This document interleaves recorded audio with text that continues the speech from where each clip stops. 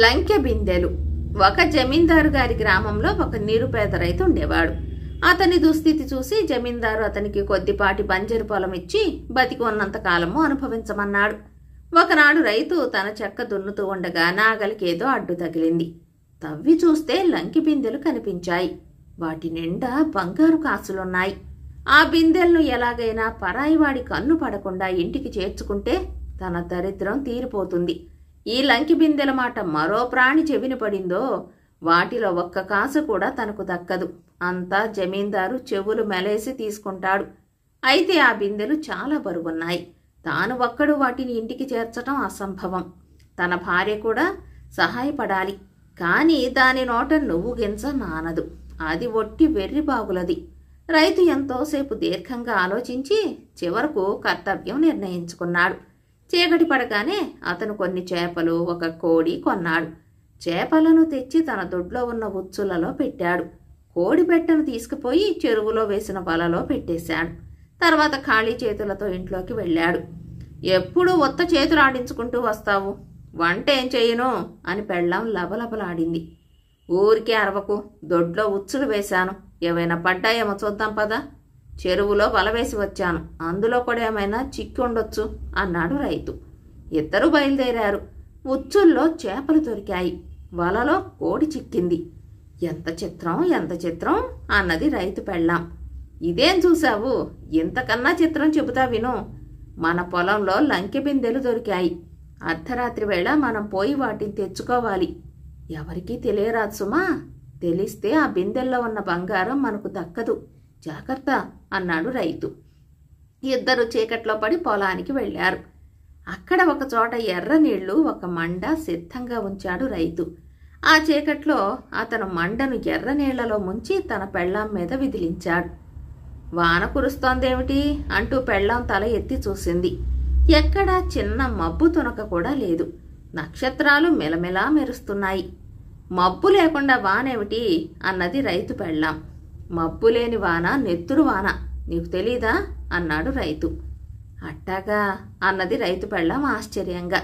తర్వాత ఇద్దరూ లంకె బిందెలు మోసుకుని ఇంటికి బయలుదేరారు. వాళ్ళు జమీందారు గారి ఇంటి వెనకగా వచ్చేటప్పుడు 2-3 ఆవులు మూలిగినట్టుగా అరిచాయి. అదేమిటి అన్నది రైతు పెళ్ళాం భయంతో. ఏం లేదులే, జమీందారు గారిని దయ్యాలు ఎత్తుకుపోయాయట, అందుకని నౌకర్లు ఏడుస్తున్నారు అన్నాడు రైతు. అట్టాగా అన్నది రైతు పెళ్ళాం మళ్ళీ ఆశ్చర్యంగా. మొగుడు పెళ్ళాళ్ళిద్దరూ ఏ విఘ్నము లేకుండా ఇల్లు చేరుకున్నారు. లంకె బిందెలను ఒక చోట పాతి పెట్టారు. రైతు పెళ్ళాం అలిసి ఉండటం చేత వెంటనే నిద్రపోయింది. రైతు మాత్రం మేలుకొని ఉండి లంకె బిందెలను మళ్లీ తవ్వి తీసి బంగారం ఒక చోట, బిందెలను మరొక చోట పాతిపెట్టి తాను కూడా నిద్రపోయాడు. తెల్లవారి లేస్తూనే పెళ్ళాం రైతుతో, నాకు కాసిన కాసులిస్తావా?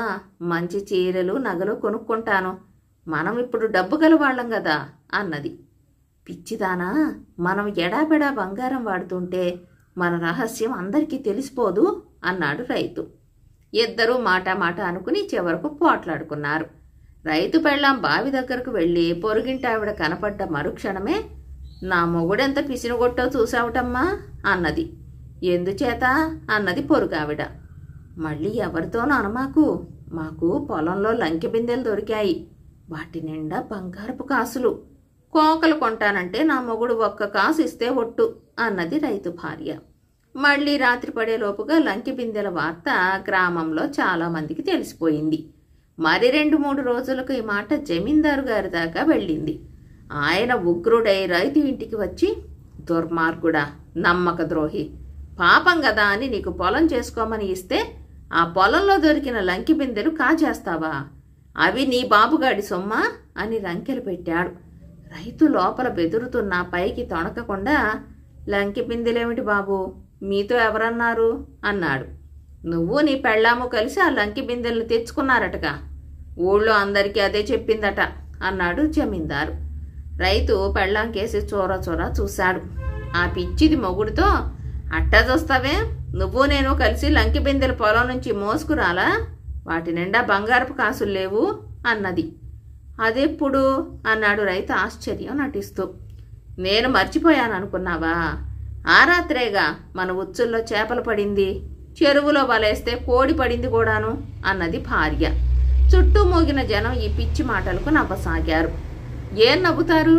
ఆ రాత్రేగా మబ్బులు లేకుండా నెత్తురువాన కురిసింది అన్నట్టు అర్ధరాత్రి వేళ జమీందారు గారిని దయ్యాలెత్తుకుపోతే నౌకర్లందరూ లబోమని ఏడ్చారే అన్నది రైతు పెళ్ళాం. చీమతి మాలిందానా అని తిట్టి జమీందారు బయటికి వెళ్ళిపోయాడు. లంకె బిందెల పుకారు కూడా వట్టి పుకారే అని ఆయనకు రూఢైపోయింది. చూడవచ్చిన వాళ్ళు కూడా రైతు పెళ్ళాం చెప్పే ఒక్క మాట నమ్మటానికి లేదనుకుంటూ ఎవరి దారిన వారు వెళ్ళిపోయారు. కథ సమాప్తం. మహాకవి భారవి. సంస్కృత కవులలో అనేక మంది ప్రసిద్ధికెక్కారు. వారిలో భారవి ఒకడు. ఈయనను గురించి ఒక కథ ఉన్నది. భారవి తండ్రి భవానీ భట్టు గొప్ప పండితుడు. అందుచేత ఆయన తన కొడుకును కూడా పండితుడుగా చేశాడు. 20 ఏళ్లు వచ్చేసరికి భారవి ఉద్దండ పండితుడుగా తయారయ్యాడు. తండ్రిని కూడా మించిపోయాడు. అయినా విద్వాంసులు భారవిని మెచ్చుకుంటూ ఉంటే భవానీ భట్టు విని ఊరుకోక, వాడు పసివాడు, వాడికి నిజంగా ఏమీ రాదు, వాడిపై అభిమానంతో మీరలా అంటున్నారు అనేవాడు. తండ్రి ఇలా తనను తేలిక చేసి మాట్లాడినప్పుడల్లా భారవికి కష్టం తోచేది. తండ్రిపైన పట్టరాని ఆగ్రహం కూడా వచ్చేది. ఇలా ఉండగా ఒకనాడు ఒక పండిత సభ జరిగింది. ఆ సభలో జరిగిన చర్చలలో భారవి కొమ్ములు తిరిగిన విద్వాంసులను సైతం తన వాదంతో ఓడించాడు. సభలో అందరూ భారవిని మెచ్చుకున్నారు. భవానీ భట్టు లోపల సంతోషం పొందుతూ కూడా పైకి తన అలవాటు ప్రకారం ఇతరుల ప్రశంసలకు అడ్డుపుల్లలు వేశాడు. తన తండ్రి మాటలతో భారవికి నిరుత్సాహము, అవమానము, రోషము కలిగాయి. అతను సభ నుంచి ఇంటికి వెళుతూనే తన తల్లితో, అమ్మా, నాయన నా ఖ్యాతి చూసి ఓర్వలేకుండా ఉన్నాడు. నన్ను మెచ్చుకునే వారిని కూడా నిరుత్సాహపరుస్తూ నాకు తలవంపులు కలిగిస్తున్నాడు. ఇక మీద నేనిది సహించలేను. ఎక్కడికైనా వెళ్ళిపోతాను. నువ్వైనా ఆయనతో కాస్త చెప్పి చూడు అన్నాడు. మరికొంతసేపటికి భవానీ భట్టు ఇల్లు చేరుకున్నాడు. ఆయనతో భార్య తన కొడుకు అన్న మాట కాస్త చెప్పేసింది. అది విని భవానీ భట్టు, మన వాడికి ఈ పాటి జ్ఞానం కూడా లేదా? తండ్రి తన కొడుకులను పొగడవచ్చునా? ఇతరులు పొగడుతుంటే విని ఊరుకోరాదు కూడాను. తండ్రి తన కొడుకును పొగడుకోవటం తనను తాను పొగడుకోవటం వంటిదే. అది కొడుకు యొక్క పురోభివృద్ధికి మంచిది కాదు. ఈ సంగతి వాడికి తెలియదులాగుంది. నీవైనా చెప్పు. వాడు గొప్ప పండితుడని, వంశానికి గొప్ప ప్రతిష్ట తెస్తాడని నాకు మొదటి నుంచి తెలుసు అన్నాడు భార్యతో. తండ్రి అన్న ఈ మాటలు భారవి పక్క గదిలో నుంచి విని పశ్చాత్తాపంతో కుంగిపోయాడు. అతనెవతలికి వచ్చి తండ్రి కాళ్లపై పడి తన అపరాధం ఒప్పుకుని తనకేదైనా ప్రాయశ్చిత్తం విధించమని కోరాడు. భవానీ భట్టు కొడుకును లేవనెత్తి, నాయనా, నీవు 1 ఏడాది పాటు అత్తవారింట ఉండిరా, అదే ప్రాయశ్చిత్తం అని చెప్పాడు. ఆ ప్రకారమే భారవి అత్తవారింటికి వెళ్ళాడు. 1 వారం పాటు అత్తవారు అతనికి సమస్త మర్యాదలు చేశారు. ఆ తర్వాత మామగారు అల్లుణ్ణి లౌక్యంగా అతను రావటానికి గల కారణం అడిగాడు. భారవి ఆయనతో జరిగిన సంగతి చెప్పక తనకు తండ్రికి అభిప్రాయ భేదం వచ్చిందని, తండ్రి ఇంట ఉండటం ఇష్టం లేక తాను వచ్చేశానని అన్నాడు. అంతటితో అల్లుడి మర్యాదలన్నీ అడుగంటిపోయాయి. బావమరుదులు అతన్ని రోజు పొలం పనికి తీసుకుపోసాగారు. ఇదంతా తనకు ప్రాయశ్చిత్తమే కనుక భారవి వారు చెప్పిన పనులన్నీ చేస్తూ వచ్చాడు. కొంతకాలం గడిచింది. భారవిని అహోరాత్రాలు పొలం మీదనే ఉండి పైరుకు కాపలా కాయమన్నారు. అతని భార్య పొలానికి అతని భోజనం తీసుకుపోతూ ఉండేది. ఇంతలో శ్రావణ మాసం వచ్చింది. భార్య భారవితో అందరూ నోములు నోచుకుంటున్నారని, తనకు కూడా నోచుకోవాలని ఉన్నదని, అందుకుగాను తన దగ్గర డబ్బు లేదని కంట తడి పెట్టుకుంది.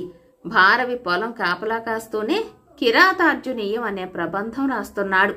అందులో నుంచి 1 తాటి ఆకు తీసి భారవి తన భార్యకిస్తూ, ఈ గ్రామంలో ఫలాని వర్తకుడు విద్వాంసుడు, నేను కవి పండితుణ్ణని ఆయనకు తెలుసు. ఈ శ్లోకం ఆయన వద్ద తాకట్టు పెట్టి నీకు కావలసిన డబ్బు పుచ్చుకో. ఆ శ్లోకం తాకట్టు విడిపించుకునేదాకా నేను నా కావ్యాన్ని ప్రచురించనని ఆయనతో చెప్పు అన్నాడు.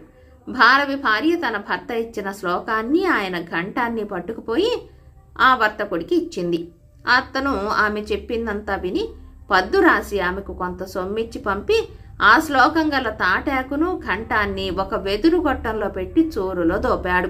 తర్వాత కొద్ది రోజులకే ఆయన ఓడ వర్తకం మీద ద్వీపాంతరాలకు బయలుదేరాడు. దారిలో తుఫాను వచ్చింది. ఓడ పగిలిపోయింది. వర్తకుడు చావు తప్పించుకుని ఇంకొక ద్వీపం చేరి నానా అగచాట్లకు గురయ్యాడు. ఈ లోపల భారవి ఎలాగో అత్తవారింట ఏడాది పూర్తి చేసి తర్వాత భార్యతో సహా తన ఇంటికి వెళ్లిపోయాడు. వర్తకుడి బాకీ తీర్చి భారవి తన కావ్యం ప్రచురిద్దామనుకుంటే వర్తకుడి జాడ తెలియరాలేదు. ఆయన వర్తకానికని బయలుదేరి 18 ఏళ్లు నిండాయి. ఆయన ఎప్పుడో చనిపోయి ఉంటాడని అందరూ అనుకున్నారు. అయినా భారవి తొందరపడక నిశ్చయమైన వార్త తెలిసిన దాకా తన కావ్యాన్ని ప్రచురించకుండా నిలిపి ఉంచటానికి నిశ్చయించాడు. వర్తకుడు ప్రయాణమై వెళ్లిన కొన్ని మాసాలకు ఆయన భార్య ఒక కొడుకును ప్రసవించింది. వాడు 18 ఏళ్ల వాడే ఉండగా ఆ వర్తకుడు తిరిగి ఇల్లు చేరుకున్నాడు. వీడు మన కుమారుడు అని తన భార్య కొడుకును భర్తకు చూపించింది. తాను బయలుదేరే సమయానికి తన భార్య గర్భవతి అని కూడా వర్తకునికి తెలియదు. అందుచేత ఆయన ఆమె శీలాన్ని శంకించి కోపావేశంలో ఆమెను చంపాలని చుట్టూ చూసేసరికి వెదురు గొట్టంలో ఘంటం కనిపించింది. దానితో తన భార్యను పొడుద్దామని గొట్టం తీసేసరికి అందులో నుంచి తాటాకు జారి కింద పడింది. వర్తకుడు ఆ పత్రంలో ఉన్న శ్లోకాన్ని ఈ విధంగా చదువుకున్నాడు. సహసా విదధి తన క్రియాం అవివేక పరమాపదాం పదం వృణుతేహి విమృత్య కారిణం గుణలుబ్ధాః స్వయమేవ సంపదః. అంటే తొందరపడి ఏ పని చెయ్యరాదని, అవివేకం వల్ల ఆపదలు కలుగుతాయని, గుణాలను బట్టే సంపదలు కలుగుతాయని, చక్కగా ఆలోచించి ఏ పని చేసినా వాడి ఎందే గుణాలు ఉంటాయని ఆ శ్లోకానికి అర్థం. ఈ శ్లోకం వర్తకునికి మంచి హెచ్చరికలాగా పనిచేసింది. అందుచేత ఆయన తన భార్యపై ఆగ్రహాన్ని నిగ్రహించుకుని తాపీగా అయిన వారందరితోనూ మాట్లాడి తాను బయలుదేరే నాటికే భార్య గర్భవతిగా ఉన్నదని, ఆ కొడుకు తనకు పుట్టినవాడేనని నిజం తెలుసుకుని ఆ శ్లోకం తనకు ఎంతో గొప్ప మేలు చేసిందని సంతోషించాడు. తర్వాత వర్తకుడు దేశాంతరాల నుంచి తిరిగి వచ్చిన వార్త భారవికి తెలిసింది.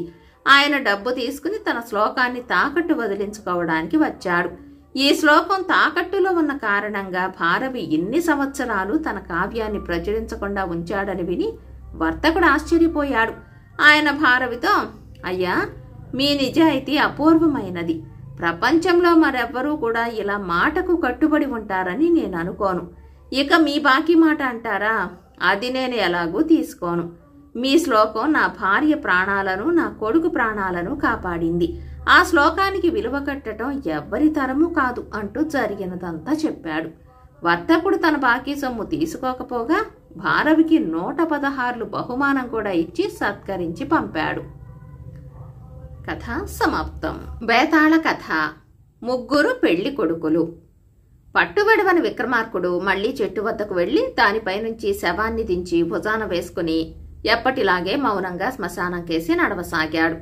అప్పుడు శవంలోని బేతాళుడు, రాజా, ఎంత చెప్పినా నీవు ఈ శ్రమ మానకుండా ఉన్నావు. నీ పట్టుదల నిజంగా సాటి లేనిది. కనీసం నీకు శ్రమ తెలియకుండా ఉండటానికి ఒక కథ చెబుతాను విను అంటూ ఈ విధంగా చెప్పసాగాడు. ఒకప్పుడు ఉజ్జయిని నగరాన్ని పుణ్యసేనుడనే రాజు ఏలుతూ ఉండేవాడు. ఆయన వద్ద ఒక ఆయన మంత్రిగా ఉండేవాడు. ఆయన పేరు హరిస్వామి. ఈ హరిస్వామి చాలా సజ్జనుడే కాక రాజకార్యాలలో సమర్థుడు కూడాను. హరిస్వామికి దేవస్వామి అనే కొడుకు, సోమప్రభ అనే కూతురు ఉండేవారు. దేవస్వామి తండ్రికి తగిన కొడుకు, చాలా బుద్ధిమంతుడు. ఇక సోమప్రభ భూలోకరంభ అని చెప్పవచ్చు. సోమప్రభకు యవ్వనం వచ్చాక తల్లిదండ్రులు ఆమె వివాహం గురించి ఆలోచించసాగారు. తాను అసాధారణ సౌందర్యవతినన్న ఉద్దేశంతో సోమప్రభ ఎవరినో ఒకరిని పెళ్లాడటం ఇష్టం లేక మహాసూరుడో, మహాజ్ఞానో, మహావిజ్ఞానో అయితే తప్ప తనకు పెళ్లి చేయవద్దని తల్లికి చెప్పి ఆ సంగతి తన అన్నకు, తండ్రికి కూడా చెప్పించింది. ఈ షరతుకు అందరూ సమ్మతించారు. ఇంతలో ఒక దక్షిణ దేశపు రాజు ఉజ్జయినిపైకి దండెత్తి వచ్చాడు. పుణ్యసేన మహారాజు ఆ శత్రురాజుతో సంధి రాయబారం జరప నిశ్చయించి తన రాయబారిగా వెళ్లమని హరిస్వామిని పంపాడు. హరిస్వామి దక్షిణ దేశానికి వెళ్లి తాను వచ్చిన పని పూర్తి చేశాడు.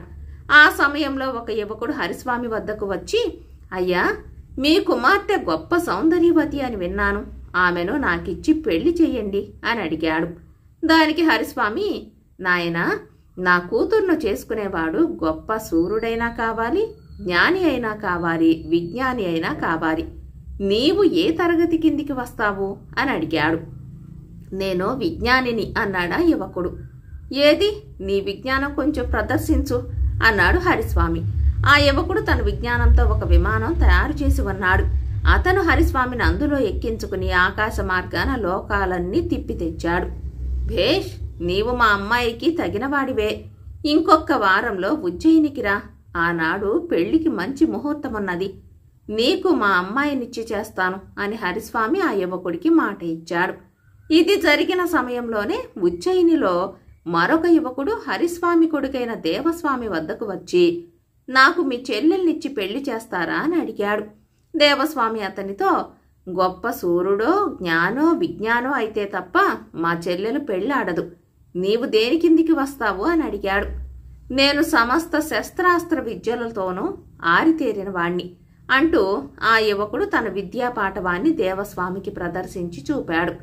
దేవస్వామి తృప్తిపడి అతనితో, ఇంకొక వారానికి మంచి ముహూర్తం ఉంది. ఆ రోజున మా ఇంటికి వచ్చినట్టయితే నీకు మా చెల్లెల్నిచ్చి పెళ్లి చేస్తాను అన్నాడు. ఆ రోజునే హరిస్వామి భార్య వద్దకు మరొక యువకుడు వచ్చి, అమ్మా, మీ కుమార్తెను నాకిచ్చి పెళ్లి చెయ్యండి అని అడిగాడు. ఆమె కూడా అతనితో తన కుమార్తెకు గల నియమం తెలిపి, నాయనా, నీవు సూర్యుడివా జ్ఞానివా విజ్ఞానివా అని అడిగింది. నేను జ్ఞానిని. ఈ క్షణాన ఎక్కడ ఏమి జరుగుతున్నది నేను తెలుసుకోగలను అన్నాడు యువకుడు. ఆ సంగతి రుజువు చేయటానికి అతను కొన్ని దృష్టాంతరాలు చూపాడు. సోమప్రభ తల్లి తృప్తిపడి అతనితో, నాయనా, సరిగా ఒక వారానికి మంచి ముహూర్తం ఉన్నది. ఆనాడు మా ఇంటికి వచ్చావంటే నీకు మా అమ్మాయినిచ్చి చేస్తా అని చెప్పింది. ఈ విధంగా హరిస్వామి, దేవస్వామి, అతని తల్లి ఒకరికి తెలియకుండా ఒకరు సోమప్రభకు 3 వరుళ్లను ఏర్పాటు చేశారు. హరిస్వామి ఇంటికి తిరిగి వచ్చి తాను ఒక సంబంధానికి మాట ఇచ్చానని చెప్పగానే మిగిలిన 2 తాము కూడా అలాగే చేశామని బయటపెట్టారు. ఈ చిక్కు నుంచి ఎలా బయటపడ్డమా అని వారు చింతించసాగారు. వారం రోజులు తిరిగాయి. ముహూర్తం రోజు వచ్చింది. 3 పెళ్లి కొడుకులు హరిస్వామి ఇంటికి వచ్చారు. ఈ సమస్య ఎలా పరిష్కరించటమా అనుకుంటూ ఉండగా సోమప్రభ కాస్త మాయమయ్యింది. ఆమె కోసం ఎన్నో చోట్ల వెతికారు. ఎంత వెతికినా ఆమె జాడ తెలియరాలేదు. అప్పుడు పెళ్లి కొడుకుల్లో జ్ఞాని అయిన వాణ్ణి హరిస్వామి, ఓ జ్ఞాని, నీకు నిజంగా జ్ఞానమే ఉంటే నా కూతురేమైందో చెప్పు అని అడిగాడు. వింఛారణ్యంలో ఉండే తోమశిఖుడనే రాక్షసుడు మీ కుమార్తెను ఎత్తుకుపోయాడు. ఆమె ఇప్పుడు వాడి ఇంట ఉన్నది అని జ్ఞాని చెప్పాడు. అయ్యో, ఎక్కడి వింఛారణ్యం? ఎక్కడికి అలా వెళ్ళటం? వెళ్ళితే మటుకు దాన్ని రాక్షసుడి బారి నుంచి తప్పించి ముహూర్తానికి పెళ్లి చెయ్యటం ఎలా అని హరిస్వామి మొత్తుకున్నాడు. మీరేం విచారించకండి. మనమందరము ఒక్క క్షణంలో మీ అమ్మాయి ఉన్న చోటికి వెళ్ళటానికి నా విమానం ఉన్నది అన్నాడు విజ్ఞాని పెళ్లి కొడుకు. అతని విమానంలో అందరూ ఎక్కారు. సమస్త శస్త్రాస్త్రాలతో సూర్యుడు కూడా ఎక్కాడు. క్షణంలో విమానం వింఛారణ్యం చేరుకుని ధూమశిఖుడి ఇంటి ముందు వాలింది. అందరూ విమానం నుంచి దిగారు. ధూమశిఖుడు కారాలు మిరియాలు నోరుతూ వారిపైకి వచ్చాడు. సూర్యుడు తన అస్త్రశస్త్ర నైపుణ్యమంతా ప్రయోగించి ఆ రాక్షసుడితో పోరాడి చివరకు ఒక అర్ధచంద్ర బాణంతో వాడి మెడ తెగవేశాడు. తర్వాత అందరూ కలిసి సోమప్రభను తీసుకుని విమానంలో బయలుదేరి హరిస్వామి ఇంటికి తిరిగి వచ్చారు. ముహూర్తం సమీపిస్తున్నది. కానీ సోమప్రభను నేను పెళ్లాడుతానంటే నేనంటూ 3 పెళ్లి కొడుకులు హరిస్వామి ముందు తయారయ్యారు. సోమప్రభ ఎక్కడ ఉన్నది నేను చెప్పకపోతే మీకు ఆమె ఎట్లా దక్కేది? నేనే ఆమెను పెళ్లాడాలి అన్నాడు జ్ఞాని. ఆమె ఎక్కడ ఉంటే మాత్రం నా విమానం లేకపోతే ఆమెను రక్షించటానికి అవకాశం ఎక్కడిది? నేనే ఆమెను పెళ్లాడాలి అన్నాడు విజ్ఞాని. రాక్షసుణ్ణి చంపి ఆమెను రక్షించిన వాణ్ణి నేనుండగా మరొకరు ఆమెను ఎట్లా పెళ్లాడతారు అన్నాడు సూర్యుడు. వీరి వాదనలలో ఎవరిది ఎక్కువ బలమైన వాదమో తెలియక హరిస్వామి తికమక పడ్డాడు. బేతాళుడి కథ చెప్పి, రాజా, ఆ 3 పెళ్లి కొడుకులలోనూ సోమప్రభను పెళ్లాడటానికి ఎక్కువ అర్హత గలవాడెవడు? సూర్యుడా, జ్ఞాన, విజ్ఞాన? ఈ ప్రశ్నకు సమాధానం తెలిసి కూడా చెప్పకపోయావో నీ తల బద్దలవుతుంది అన్నాడు. దానికి విక్రమార్కుడు, సోమప్రభను పెళ్లాడటానికి నిజంగా అర్హుడు సూర్యుడే. అతడే తన ప్రాణాలు వడ్డీ రాక్షసుడితో పోరి ఆమెను రక్షించాడు. జ్ఞాని గాని విజ్ఞాని గాని అతనికి సహాయకులు మాత్రమే అవుతారు. జ్ఞానము విజ్ఞానము సాధనలే కాని పరమార్థం ఎన్నడూ కావు అని చెప్పాడు. రాజుకి ఈ విధంగా మౌనభంగం కలగగానే బేతాళుడు శవంతో సహా మాయమై తిరిగి చెట్టెక్కాడు. కథ కంచికి మనమింటికి.